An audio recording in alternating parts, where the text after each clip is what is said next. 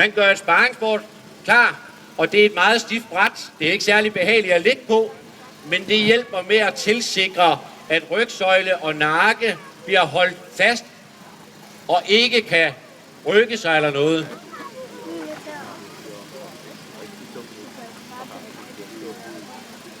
Det man gør nu, det er, at man lader sparringsbordet glide stille og roligt ned mellem ryggen og sædet på køretøjet.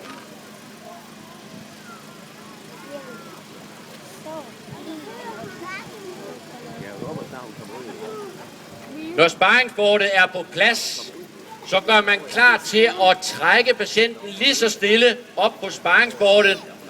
Og det gør man på den måde, at den, der har fat i hovedet, tæller til 3, og så rykker man patienten maks 10 cm af gangen, stille og roligt op på sparringsbordet.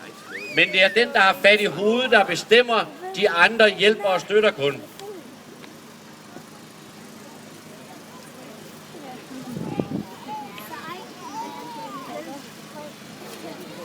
Og det er her, vi gør alt for, at patienten faktisk overhovedet ikke rører sig. Det er os, der styrer det hele. Patienten skal bare slappe af.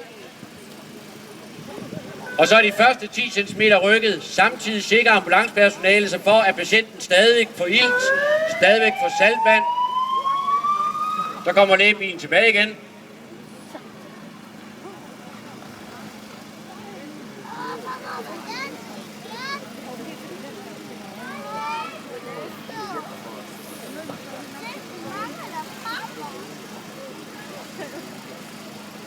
Så har vi fået patienten op på sparringsbordet.